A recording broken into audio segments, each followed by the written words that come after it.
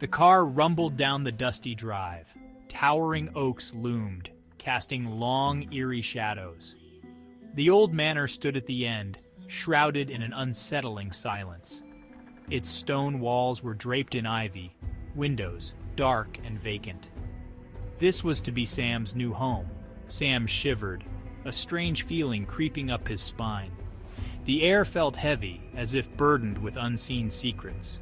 His parents, oblivious to his fear, seemed excited about their new home. We'll restore this manor to its former glory.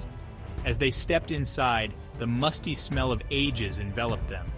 Cobwebs clung to ornate chandeliers, catching the faint sunlight that filtered through grimy windows. Sam wandered into a dusty drawing room. A grand piano, its ebony surface gleaming dully, dominated the room. He felt an inexplicable pull towards it. Its presence filled the room, exuding an odd energy. Sam reached out, his fingers tracing the cold ivory keys.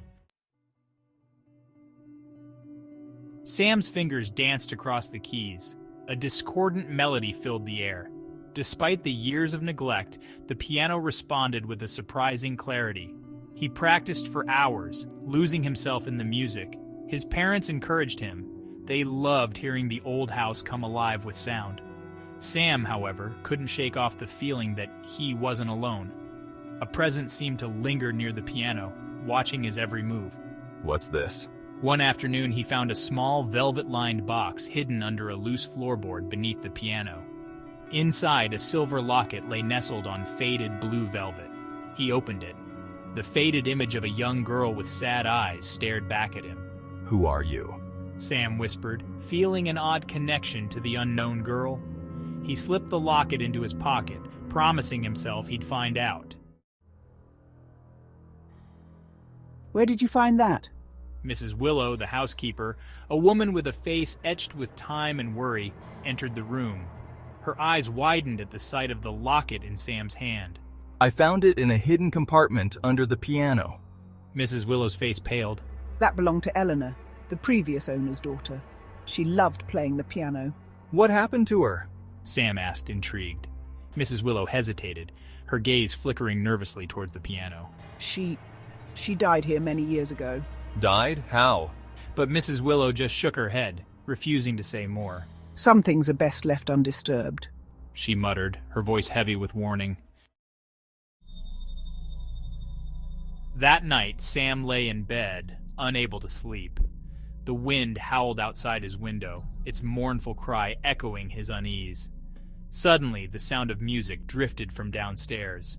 It was faint at first, a haunting melody that sent shivers down his spine. What is that? He crept out of bed and peered down the staircase. The drawing room was bathed in an eerie blue light. The grand piano was playing, its keys moving up and down, but no one was there. Frozen in terror, Sam watched as the invisible fingers danced across the keys. The music grew louder, more frantic, as if trying to convey a message. He wanted to run back to the safety of his bed, but his feet wouldn't move. Then a cold mist began to gather near the piano, swirling and taking shape. A translucent figure emerged, her sorrowful eyes fixed on Sam. It was the girl from the locket, Eleanor. She looked sad, her ethereal form shimmering in the blue light. Terror yielded to curiosity. Eleanor? He whispered, his voice trembling. The figure turned towards him, a faint smile gracing her lips. Her spectral hand reached out. She pointed towards the piano, and then towards the locket in Sam's hand. The message was clear. She wanted him to play. Taking a deep breath, Sam walked towards the piano, his fear giving way to a strange sense of purpose. As Sam's fingers touched the keys, a feeling of peace washed over him. He played the melody that came to mind, a melody filled with longing and sorrow. Eleanor's form shimmered, her spectral form appearing lighter, as if at peace. The music swelled, filling the room with an otherworldly beauty. As the last note faded, Eleanor smiled one last time before dissolving into the mist. The blue light vanished, leaving behind the cold, silent room. Sam, what's going on? Sam's parents, awoken by the music, rushed into the room. They were met with the sight of Sam, pale and trembling by the piano. He told them everything. They didn't believe him, of course, but the fear in his eyes, the genuine terror, made them pack their bags that very night. The old manor, with its haunting melodies and ghostly resident, was left behind. Are we leaving, Daddy? Yes, sweetheart, we are. As they drove away, Sam looked back at the imposing structure.